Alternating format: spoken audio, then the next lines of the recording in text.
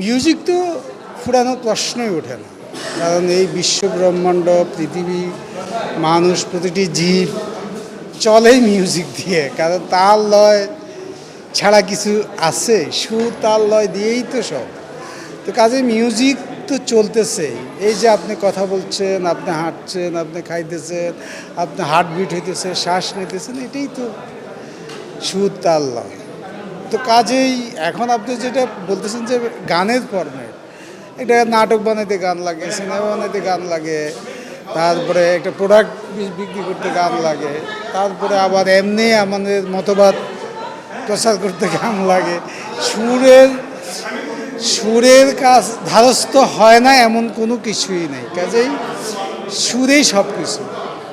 সুর থেমে যাওয়া মানে হলো যে পৃথিবীতে একটা অ্যানার্কি, একটা অন্ধকার নেমে আসা, এবং সেই অন্ধকারে সব কিছু তলিয়ে যায়। কাজে মিউজিক সবসময় আছে, সবসময় থাকবে।